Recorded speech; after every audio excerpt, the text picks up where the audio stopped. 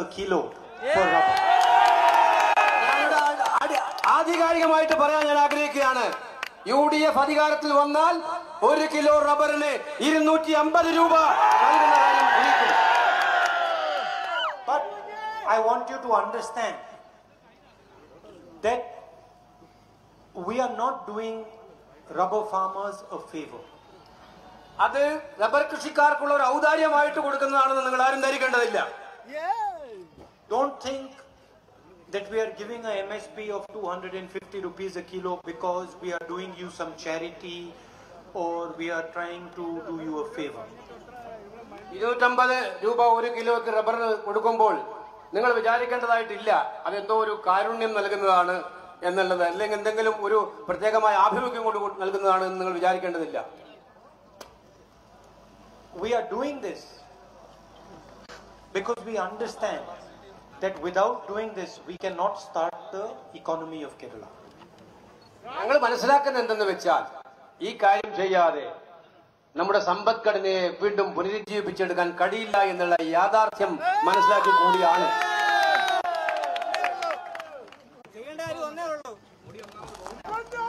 Many people, economists, write long theories on economics, but economics is actually quite simple. സാമ്പത്തിക വിദഗ്ധരൊക്കെ തന്നെ പറയും സാമ്പത്തിക ശാസ്ത്രം എന്ന് പറയുന്നത് ഒരുപാട് സങ്കീർണതകൾ നിറഞ്ഞതാണെന്ന്. പക്ഷെ അവർ ഒരുപാട് ആശയങ്ങൾ അവർ നിരത്തും. പക്ഷേ നമ്മളെല്ലാം സംബന്ധിച്ചിടത്തോളം വളരെ ലളിതമാണ് ഇന്ത്യൻ സമ്പദ്ഘടനയെ ശക്തിപ്പെടുത്തുക എന്ന് പറയുന്നത്. And I am speaking not from some theoretical knowledge, but from practical knowledge and understanding. വളരെ ആശയപരമായിട്ടുള്ള അറിവുകളിൽ നിന്നല്ല ഞാൻ ഈ കാര്യങ്ങൾ പറയുന്നത്, പ്രത്യേകിച്ച് പക്ഷേ പ്രായോഗികമായിട്ടുള്ള തിരിച്ചറിവിന്റെ വെളിച്ചത്തിലാണ് ഞാൻ ഈ കാര്യങ്ങൾ പറയുന്നത്. So when we did Manrega at the national level, many economists came to us and said, we are wasting money. നമ്മൾ മഹാത്മാഗാന്ധിയുടെ തൊഴിലുറപ്പ് പദ്ധതി നാട്ടിൽ നടപ്പിലാക്കിയപ്പോൾ പല സാമ്പത്തിക വിദഗ്ധരും നമ്മളോട് വന്ന് പറഞ്ഞിട്ടുണ്ടായിരുന്നു നമ്മൾ പണം വെറുതെ ദുർവ്യയം ചെയ്യുകയാണ് എന്നുള്ളത്. After 2 or 3 years, those same economists came to me and said, Manrega has started the rural economy in India. അതേ ആളുകൾ തന്നെ കുറച്ച് വർഷങ്ങൾ കഴിഞ്ഞപ്പോൾ വന്ന് പറഞ്ഞു നമ്മുടെ പദ്ധതി ഇന്ത്യയിലെ ഗ്രാമീണ സമ്പദ്ഘടനയെ ഏറ്റവും ശക്തി എന്നുള്ള കാര്യം. So, if you want an economy to function, if you want jobs to be created, the first thing you need is harmony in the state. സമ്പദ്ഘടനയെ ശക്തിപ്പെടുത്താൻ നമ്മൾ ആദ്യം ചെയ്യേണ്ടത് നമ്മുടെ നാട്ടിൽ സമാധാനവും സ്നേഹവും നിലനിർത്തുക എന്നുള്ളതാണ്. No hatred, no anger, no division. വിഭജന സിദ്ധാന്തമോ പാടില്ല. And then the second thing you need to do is you need to put money into people's hands. രണ്ടാമത്തെ കാര്യം നമ്മൾ ചെയ്യേണ്ടതായിട്ടുണ്ട്, നമ്മുടെ പാവപ്പെട്ടവരുടെ കൈകളിലേക്ക് പണം എത്തിച്ചു കൊടുക്കുക എന്നുള്ള കാര്യമാണ് നമുക്ക് ചെയ്യേണ്ടതായിട്ടുള്ളത്. And that is what we are going to do when we come to power in Kerala. അതാണ് നമ്മളെ കേരളത്തിൽ അധികാരത്തിൽ വന്നാൽ ചെയ്യാൻ പോകുന്ന ഏറ്റവും പ്രധാനപ്പെട്ട കാര്യം. അതാണ് പാവപ്പെട്ടവന്റെ കൈകളിലേക്ക് നേരിട്ട് പണം എത്തിക്കുക എന്നുള്ള കാര്യം.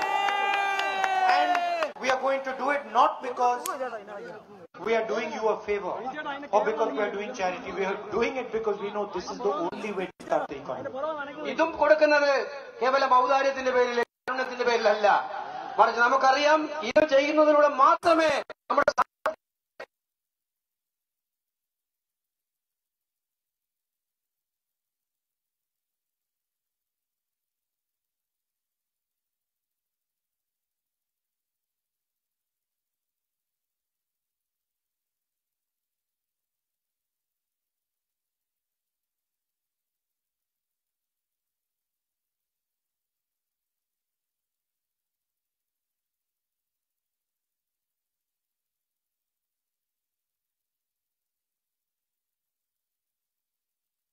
നടപ്പിലാക്കി, അശാസ്ത്രീയമായ രീതിയിൽ GST നടപ്പിലാക്കി.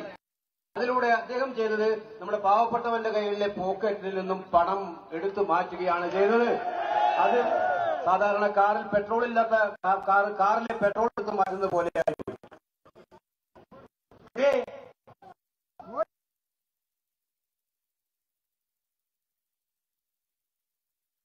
This is a wrong impression. Modi is not mad.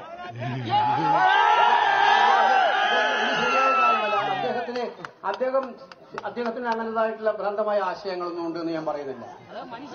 Wrong analysis. Modi is an instrument of 2 or 3 people. Modi നമ്മുടെ രാജ്യത്തെ 2-3 പേരുടെ കയ്യിൽ ഉപകരണമായിട്ട് പ്രവർത്തിച്ചുകൊണ്ടിരിക്കുകയാണ്. Who want to take India's wealth away from India. ആ 2-3 പേരുടെ കാര്യം നിങ്ങൾക്ക് മനസ്സിലാകും. അവർക്ക് ഇന്ത്യയുടെ സമ്പത്ത് മുഴുവൻ കൊള്ളയടിച്ച് കൈക്കലാക്കലാണ് ആ 2-3 പേരുടെ ലക്ഷ്യം.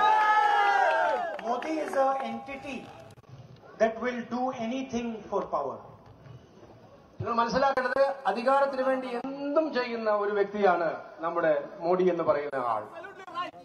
That's what Modi is. One second. Now. So now the chief minister sitting in Kerala in the car. The car has no petrol and he keeps turning the key. നമ്മുടെ മുഖ്യമന്ത്രിയാണെങ്കിൽ ഇതുപോലൊരു കാറിലിരിക്കുന്നു സങ്കല്പിക്കുക. പുള്ളി ഇങ്ങനെ കാറിന്റെ കീ ചലിപ്പിച്ചുകൊണ്ടേയിരിക്കുകയാണ്, തിരിച്ചുകൊണ്ടേയിരിക്കുകയാണ്. പക്ഷെ കാറ് മുന്നോട്ട് നീങ്ങുന്നില്ല, കാരണം കാറിൽ പെട്രോൾ ഇല്ല. It's like my friends who drive the auto rickshaw.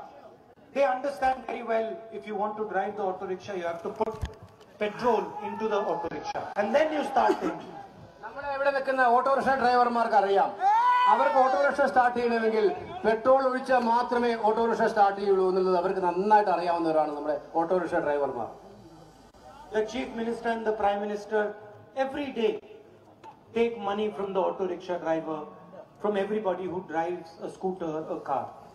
നമ്മുടെ മുഖ്യമന്ത്രിയും പ്രധാനമന്ത്രിയും ഈ കാർ ഓടിക്കുന്നവന്റെയും സ്കൂട്ടർ ഓടിക്കുന്നവന്റെയും ഓട്ടോറിക്ഷ ഓടിക്കുന്നവന്റെയും കയ്യിൽ നിന്നും കാശ് അടിച്ചു മാറ്റിക്കൊണ്ടേയിരിക്കുകയാണ് നികുതിയുടെ പേരിൽ. They take money from housewives when they make them pay more for gas. നമ്മുടെ വീട്ടമ്മമാര് അവർക്ക് ഗ്യാസ് കണക്ഷന് വേണ്ടി അവർ പോകുമ്പോൾ അവരുടെ കയ്യിൽ നിന്നും പണം എടുത്തു മാറ്റുകയാണ് ചെയ്യുന്നത്. And when prices go up, money is taken away from our people and handed to business people. നിങ്ങൾ മനസ്സിലാക്കേണ്ടത് ഈ ഇന്ധന വില കൂടിക്കൊണ്ടിരിക്കുമ്പോൾ നമ്മുടെ പാവപ്പെട്ടവന്റെ കയ്യിൽ നിന്നും ആ പണം എടുത്ത് വൻ കോടീശ്വരന്മാർക്ക് നൽകുന്ന പ്രക്രിയയാണ് നരേന്ദ്രമോദി ചെയ്തുകൊണ്ടിരിക്കുന്നത്, ഇവിടെ പിണറായി വിജയനും ചെയ്തുകൊണ്ടിരിക്കുന്നത് എന്നുള്ളതാണ് യഥാർത്ഥമായിട്ടുള്ള കാര്യം. We have decided in our manifesto to do something earth shaking. അതുകൊണ്ടാണ് UDF പതിവ് ശൈലിയിൽ നിന്നും വ്യത്യസ്തമായി ജനങ്ങളുടേതായിട്ടുള്ള ഒരു മാനിഫെസ്റ്റോ ഈ നാട്ടിൽ കൊണ്ടുവന്നിട്ട് പ്രശ്നങ്ങൾ എടുത്തുകൊണ്ട് നടപ്പിലാക്കാൻ. Something that people of Kerala സങ്കല്പിക്കാൻ പോലും കഴിയാത്ത വിപ്ലവകരമായ കാര്യങ്ങളാണ് ഈ പ്രകടന പത്രികയിലൂടെ നമ്മൾ മുന്നോട്ട് വച്ചിരിക്കുന്നത്. in your wildest dreams you cannot imagine. നിങ്ങളുടെ ഏത് സ്വപ്നത്തിലും നിങ്ങൾക്ക് ഇത് കാണാൻ കഴിയില്ല. Whether you drive auto rickshaw, whether you're fisherman, whether you're a rubber farmer, you cannot imagine what we are going to do. നിങ്ങൾ ഓട്ടോറിക്ഷ ഡ്രൈവർ ആണെങ്കിലും ഒരു മത്സ്യത്തൊഴിലാളിയാണെങ്കിലും rubber കർഷകനാണെങ്കിലും നിങ്ങൾക്ക് മനസ്സിലാക്കാൻ നിങ്ങൾ ഊഹിക്കുന്നതിനപ്പുറത്തുള്ള വലിയ കാര്യങ്ങളാണ് ഈ മാനിഫെസ്റ്റോയിലൂടെ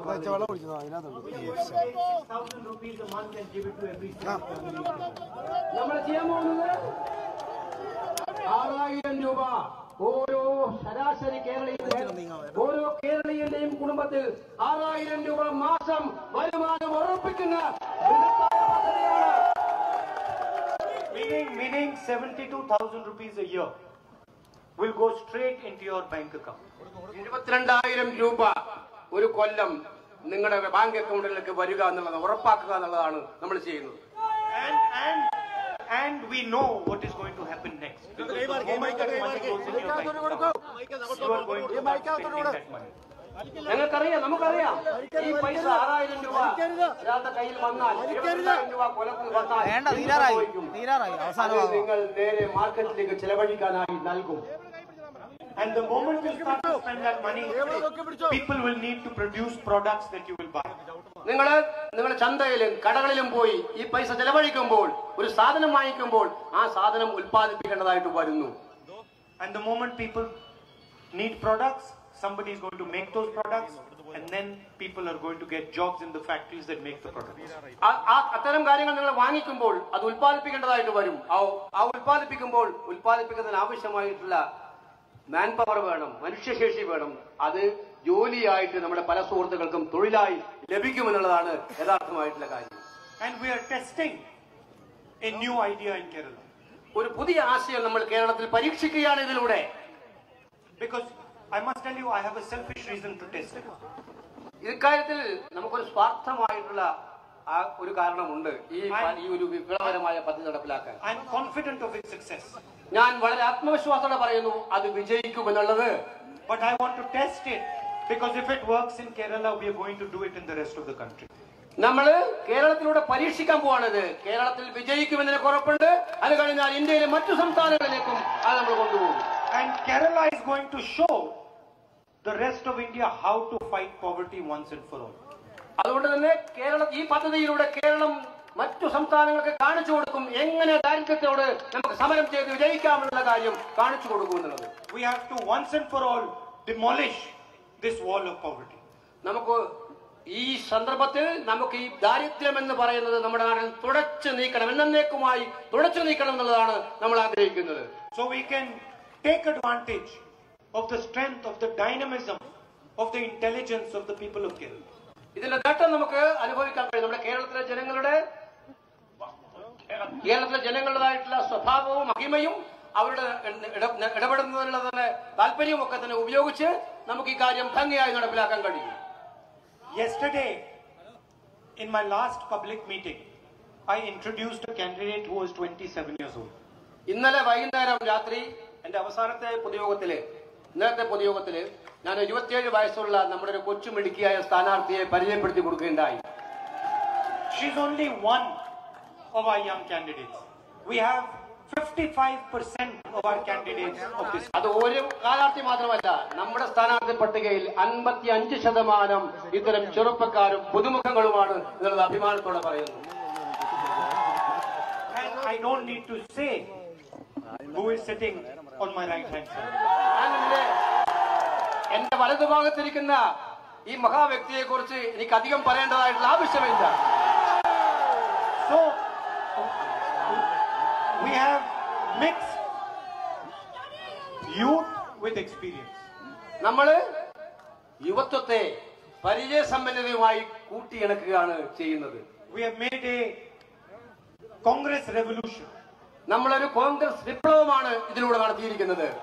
Maintained our experienced people and then injected lots of young people into the system. നമ്മുടെ പരിചയസമ്പന്നരായ നേതാക്കളെ നിലനിർത്തിക്കൊണ്ട് പുതുരക്തം നമ്മൾ ആവാഹിച്ചെടുത്തിരിക്കുകയാണ്. And you will see that the MLAs who get elected from the UDF will have a different mindset.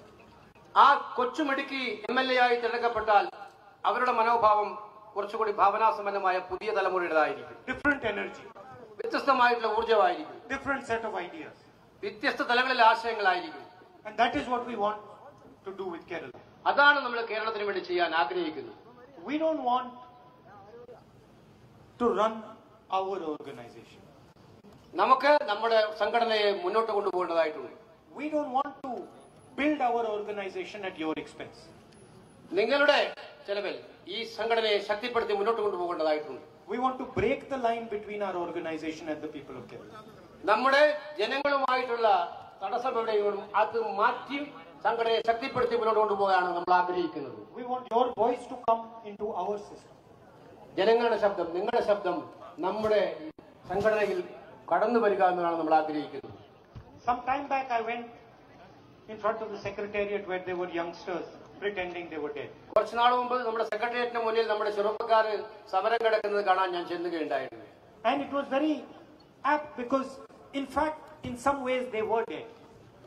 അവര് മരിച്ച നിലയിൽ ഇവിടെ കിടക്കുകയായിരുന്നു പ്രതീകാത്മകമായിട്ട്. പക്ഷെ അവരെ സംബന്ധിച്ചിടത്തോളം അത് അങ്ങനെയുള്ള അവസ്ഥയായിട്ടാണ് അവരത് കാണുന്നത്. The left front had stolen their future from them. നമ്മൾ ഇടതുപക്ഷം അവരുടെ ഭാവി കവർന്നെടുത്തിരിക്കുകയാണ് എന്നുള്ളതാണ് യാഥാർത്ഥ്യം. Highest unemployment rate, one of the highest unemployment rates in the country. India രാജ്യത്ത് തന്നെ ഏറ്റവും കൂടിയ തൊഴിലില്ലായ്മയുള്ള സംസ്ഥാനമാണ് ഈ കേരളം എന്ന് പറയുന്നത് ഇപ്പോൾ.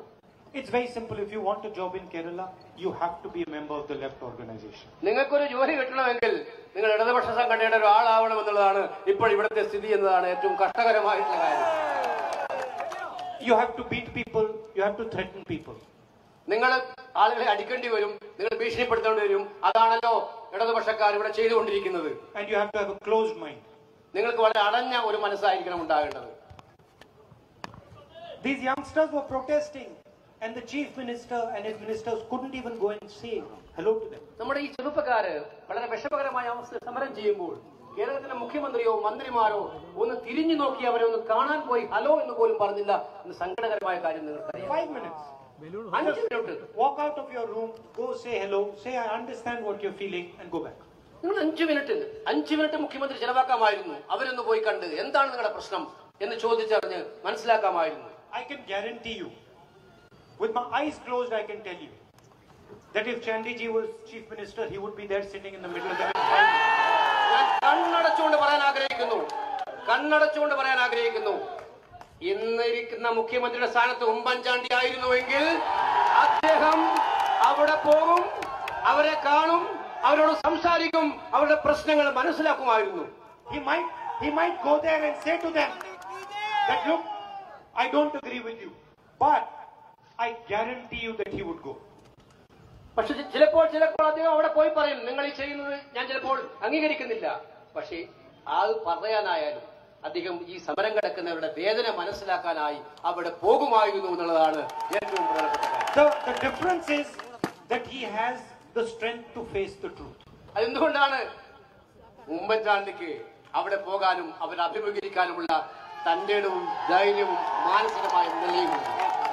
If maybe he made a mistake, he even has the confidence to say yes, maybe I made a mistake. ഒരു ചെറിയ തെറ്റ് ചെയ്തിട്ടുണ്ടെങ്കിൽ പോലും ഉമ്മൻചാണ്ടി പറയും ഞാനൊരു ചെറിയ തെറ്റ് ചെയ്തിട്ടുണ്ടെന്ന് പറയാനുള്ള ആർജവം കാണിക്കുന്ന നേതാവാണ് Oommen Chandy. The chief minister does not have the courage to do that. നമ്മുടെ മുഖ്യമന്ത്രിക്ക് അങ്ങനെ പറയാനുള്ള ധൈര്യം ഇല്ല എന്നതാണ് ഏറ്റവും He cannot go and stand in front of the youth of Kerala. അദ്ദേഹത്തിന് ചെറുപ്പക്കാരുടെ മുന്നിൽ പോയി നിന്ന് പറയാൻ പറ്റില്ല. 20 youngsters have to have 500 police people around them. 500ഓളം പോലീസുകാർ അവരുടെ നടുവിലുണ്ട്, അവരെ ചുറ്റുമായിട്ടുണ്ട്. Because in the mind of the chief minister, those people are his enemies. മുഖ്യമന്ത്രിയുടെ മാനസികാവസ്ഥ എങ്ങനെയാണെന്ന് വിചാരിച്ചാൽ അദ്ദേഹം ധരിക്കുന്നത് ആ പാവപ്പെട്ട ചെറുപ്പക്കാർ അദ്ദേഹത്തിന്റെ ശത്രുക്കളായിട്ടാണ്. It is like the prime minister calling the protesting farmers terrorists. അതെങ്ങനെയാണ്? ഇതേ രീതിയിലാണ് നമ്മുടെ പ്രധാനമന്ത്രി നരേന്ദ്രമോദി സമരം കിടക്കുന്ന നമ്മുടെ കൃഷിക്കാരെ അവരെ ഭീകരവാദികളാണെന്ന് വിളിക്കുന്നത്. Same idea. ഇതേ ആശയം, രണ്ടും ഒരേ പതിപ്പാണ്. If you're against me, you're a terrorist. നിങ്ങൾ എനിക്കെതിരാണെങ്കിൽ നിങ്ങൾ ഭീകരവാദികളാണെന്ന് മുദ്ര If വെക്കുക. you're against me, you're a murderer. നിങ്ങൾ എനിക്കെതിരാണെങ്കിൽ നിങ്ങൾ കൊലപാതകളാണെന്ന് മുദ്ര വെക്കുക. If you're against me, you're anti-national. നിങ്ങൾ എനിക്കെതിരാണെങ്കിൽ നിങ്ങൾ ദേശവിരുദ്ധരാണെന്ന് പറയുക. And that is the difference between us and them. അതാണ് നമ്മളും അവരും തമ്മിലുള്ള വ്യത്യാസം എന്നുള്ള കാര്യം നമ്മൾ മനസ്സിലാക്കുക. For us, you are all our own people. നമ്മളെ സംബന്ധിച്ചിടത്തോളം നിങ്ങളെല്ലാം നമ്മുടെ സ്വന്തം ജനങ്ങളാണ്. എല്ലാവരും, എല്ലാ കേരളീയരും. We sometimes might even disagree with you, but we will work with you. നിങ്ങൾ പറയുന്ന എല്ലാ കാര്യങ്ങളും ചോദിച്ചെന്ന് പറയില്ല. കേരളത്തിലെ ജനങ്ങൾ പറയും ചില അഭിപ്രായങ്ങൾ വ്യത്യാസം ഉണ്ടാവും. പക്ഷേ ഒരു കാര്യം, സ്നേഹത്തോടെ നിങ്ങളോടൊപ്പം പ്രവർത്തിക്കും, മനസ്സിലാക്കും. അതാണ് നമ്മളും അവരും തമ്മിലുള്ള വ്യത്യാസം. Tourism is critical for your future. വിനോദസഞ്ചാരം കോട്ടയത്തിനടക്കം ഒരുപാട് സാധ്യതകളുള്ള മേഖലയാണ്. The left and the RSS are spreading hatred throughout the country. ഇടതുപക്ഷവും RSSും ഒരുപോലെ വിദ്വേഷം വിതക്കുകയാണ് നമ്മുടെ നാട്ടിൽ എല്ലായിടത്തും. Violence, anger. അക്രമവും വിദ്വേഷവും പരത്തുകയാണ്. I want to ask you, does anyone want to visit a place that is violent? ഞാൻ ഒരു കാര്യം ചോദിക്കട്ടെ, ഏതെങ്കിലും അക്രമം നടക്കുന്നിടത്ത്, വിദ്വേഷം നടക്കുന്നിടത്ത് ആരെങ്കിലും സന്ദർശിക്കാൻ പോകും? ഏതെങ്കിലും വിനോദസഞ്ചാരി? Some time back, foreigners used to come to me and ask me, how come India is so peaceful? കുറച്ചു കാലം മുമ്പ് വിദേശികൾ എന്റെ അടുത്ത് വന്ന് പറയുമായിരുന്നു, കേരളം എങ്ങനെയാണ് ഇങ്ങനെ ഒരുപാട് സങ്കീർണതയുള്ള ഇന്ത്യ എങ്ങനെയാണ് ഒന്നിച്ചു നിൽക്കുന്നത്? How come people with so many different languages, so many different religions get together and work together? ഈ വ്യത്യസ്ത സമുദായപ്പെട്ടവർ, വ്യത്യസ്ത ജാതിയിൽപ്പെട്ടവർ, വ്യത്യസ്ത ഭാഷയിൽപ്പെട്ടവർ ഇവരെല്ലാം ഒന്നിച്ച് പ്രവർത്തിക്കുന്നത് എങ്ങനെയാണ്? വിസ്മയത്തോടെ അവരെന്നോട് ചോദിച്ചിട്ടുള്ളത്. Today those same people come and ask me what has gone wrong with me. പക്ഷെ അതേ ആളുകൾ ഇന്ന് ഇന്ത്യയിൽ വന്ന് ചോദിക്കുന്നത്, എന്നോട് ചോദിക്കുന്നത് എന്ത് പറ്റി നമ്മുടെ ഇന്ത്യക്ക് എന്നുള്ളതാണ്. എന്തുകൊണ്ടാണ് ഇത്രയും പകയും വിദ്വേഷവും നമ്മുടെ നാട്ടിൽ? എന്തുകൊണ്ടാണ് ഇന്ത്യ ഇത്രയും വിദ്വേഷത്തോടെ പെരുമാറുന്നത്? എന്തുകൊണ്ടാണ് ആളുകളെ ഇങ്ങനെ വളരെ മോശമായിട്ട് പെരുമാറപ്പെടുന്നത്? എന്തുകൊണ്ടാണ് നമ്മുടെ സഹോദരിമാർക്ക് അവർക്ക് പുറത്തു പോകാൻ, തെരുവിലിറങ്ങാൻ പറ്റാത്തത് ഏത് സമയത്തും? ഇത് ഇത്തരം പ്രദേശങ്ങളിൽ പോകുന്നത് സുരക്ഷിതമാണോ എന്നുള്ളതാണ് അടിസ്ഥാനപരമായിട്ടുള്ള അവസാനത്തെ ചോദ്യം. So I started the speech by telling you harmony is important. നമ്മൾ തുടങ്ങിയത് എന്താണ്? നാട്ടിൽ സ്നേഹവും സൗഹാർദ്ദവുമാണ് ഏറ്റവും ആവശ്യമായി. It is important for economic growth. It is important for tourism. It is important for the rubber industry. അത് വിനോദസഞ്ചാരത്തിന് ആവശ്യമാണ്. അതുപോലെ തന്നെ സാമ്പത്തിക രംഗം പുനരുജ്ജീവിപ്പിക്കാൻ ആവശ്യമാണ്. റബ്ബർ വ്യവസായം വളരാനും എല്ലാത്തിനും സമാധാനവും സ്നേഹവും ആവശ്യമാണ്. And that is what the UDF is going to do. അതാണ് UDF ചെയ്യാൻ വേണ്ടി പോകുന്നത്. We will give Kerala a vision, a direction and harmony. നമ്മൾ കേരളത്തെ സംബന്ധിച്ചിടത്തോളം, ഭാവി കേരളത്തെ സംബന്ധിച്ച് വ്യക്തമായ ഒരു കാഴ്ചപ്പാട്, വ്യക്തമായ ഒരു ദിശാബോധം, വ്യക്തമായിട്ടുള്ള സൗഹാർദ്ദപരമായിട്ടുള്ള അന്തരീക്ഷം, ഇതാണ് ഐക്യ ജനാധിപത്യ മുന്നണി കേരളത്തിന് വാഗ്ദാനം ചെയ്യാൻ പോകുന്നത്. And most important, we are going to put money in your pocket directly. ഏറ്റവും പ്രധാനപ്പെട്ട കാര്യം, നമ്മൾ നിങ്ങളുടെ കൈകളിലേക്ക് നേരിട്ട് പണം തരാൻ പോകുന്ന പദ്ധതിയാണ് ആരംഭിക്കാൻ പോകുന്നത് എന്നുള്ളതാണ്. So you can help us start the economy and start the job creation of this state. അങ്ങനെ നിങ്ങളുടെ കയ്യിലേക്ക് പണം എത്തിയാൽ നിങ്ങൾക്ക് ഞങ്ങളെ സഹായിക്കാൻ പറ്റുന്നത്, ഗവൺമെന്റ് സഹായിക്കാൻ പറ്റുന്നത് ഈ സമ്പദ്ഘടനയെ ശക്തിപ്പെടുത്താൻ, പുനരുജ്ജീവിപ്പിക്കാനുള്ള വലിയ ഒരു മാർഗമായ നിലക്കാണ്. It's very hot here today and I thank all of you for coming here and standing in the ഈ പൊരിയുന്ന വെയിലത്ത് നിങ്ങളെല്ലാവരും കാണാൻ വന്നതിൽ നിങ്ങളോട് എനിക്ക് അതിയായ നന്ദിയുണ്ട്, കടപ്പാടുണ്ട്. Especially the police people. പ്രത്യേകിച്ച് പോലീസുകാരായ ആളുകളോട് പ്രത്യേകമായി നന്ദി പറയുക. Who have to be pushed and have to apply a lot of strength. നിങ്ങൾ അവരെ നീക്കേണ്ടി വരും, നീക്കി മുന്നോട്ട് വരും, പക്ഷേ അവരുടെ ശക്തിയെ കുറിച്ച് മനസ്സിലാക്കേണ്ടതായിരിക്കും. Thank you. നന്ദി.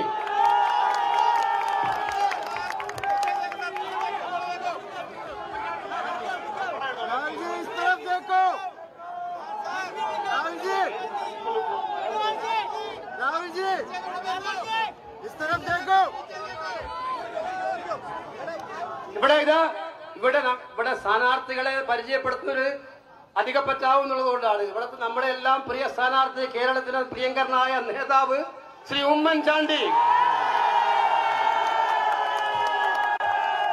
ഏറ്റുമാനൂരിന്റെ പ്രിയപ്പെട്ട സ്ഥാനാർത്ഥി പ്രിൻസ് ലൂക്കോസ് ഇവിടെ ഉണ്ട്,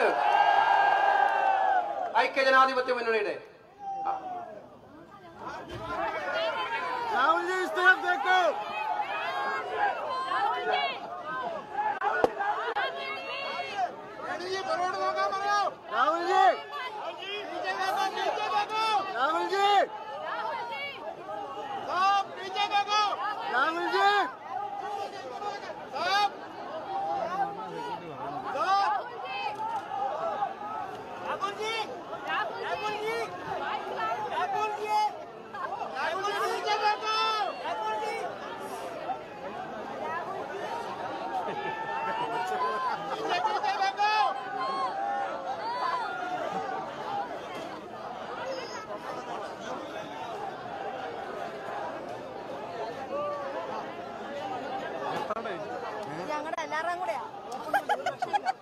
എല്ലാരും ഫോട്ടോ എടുക്കാൻ പോയിരിക്കുക.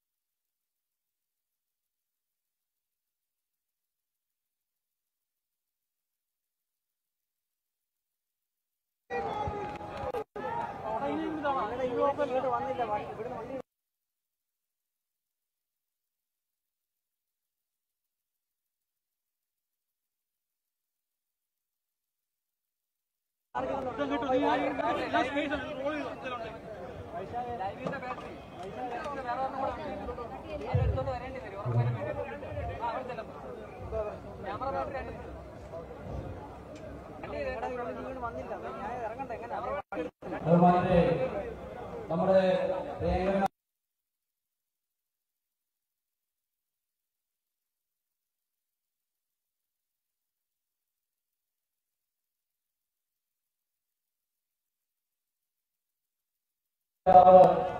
ശ്രീ രാഹുൽ ഗാന്ധി ഈ മണക്കാടിന്റെ മണ്ണിലേക്ക് കടന്നു വന്ന് ബഹുമാനായ ശ്രീ ഉമ്മൻചാണ്ടിക്കും ബഹുമാനായ ശ്രീ ക്രിസ്ത്യൻ വേണ്ടി വോട്ടഭ്യർത്ഥിച്ച് മടങ്ങുകയാണ്. അദ്ദേഹത്തിന് കടന്നു പോകാനുള്ള വഴി ഒരുക്കി കൊടുക്കണമെന്ന് വളരെ വിജയപ്രദർശനം അഭ്യർത്ഥിക്കുന്നു. ഇന്ന് രാവിലെ മുതൽ ഈ വേദിയിൽ ഈ സദസ്സിൽ ഇവിടെ കടന്നു വന്ന ഐക്യ ജനാധിപത്യ മുന്നണിയുടെ മുഴുവൻ നേതാക്കന്മാരെയും പ്രവർത്തകരെയും കോൺഗ്രസിന് വേണ്ടി ഐക്യ ജനാധിപത്യ മുന്നണിക്ക് വേണ്ടി നന്ദി അറിയിക്കാൻ വേണ്ടി ഈ സമയം നിയോഗിക്കുന്നു. മലയോര മണ്ണിന്റെ പ്രിയപ്പെട്ട പുത്രൻ പ്രിയപ്പെട്ട അഡ്വക്കേറ്റ് സേനാപതി വേണു 1.5 മണിക്കൂറിലേറെ സമയം ഈ നാട്ടിലെ ജനങ്ങളുമായി രാഷ്ട്രീയം സംസാരിച്ച് ഈ വേദി കീഴടക്കിയാണ് ഇവിടെ നിന്ന് കടന്നു പോകുന്ന അഡ്വക്കേറ്റ് സേനാപതി വേണുവിനോടുള്ള നന്ദി അറിയിക്കുന്നു. ബഹുമാനായ ഐക്യ ജനാധിപത്യ മുന്നണിയുടെ മുഴുവൻ നേതാക്കന്മാർക്കും പ്രവർത്തകർക്കും ഐക്യ ജനാധിപത്യ മുന്നണിയുടെ പ്രിയപ്പെട്ട നേതാക്കന്മാർ പ്രിയപ്പെട്ട ശ്രീ NCPയുടെ സംസ്ഥാന general secretary Shri Saleem B Mathew, ജില്ലാ കോൺഗ്രസ് കമ്മിറ്റിയുടെ അധ്യക്ഷൻ ശ്രീ ജോഷി ഫിലിപ്പ്, APCCയുടെ സെക്രട്ടറിമാർ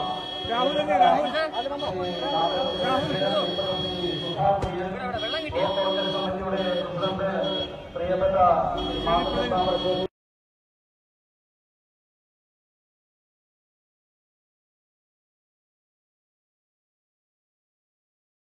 आपका बहुत बहुत धन्यवाद। श्री जितेंद्र सिंह जी, श्री देवव्रत साइकिया जी, श्री गौरव गोगोई जी, श्रीमती पवित्रा साइकिया जी, मंच पर उपस्थित तमाम कांग्रेस के नेतागण, यूथ कांग्रेस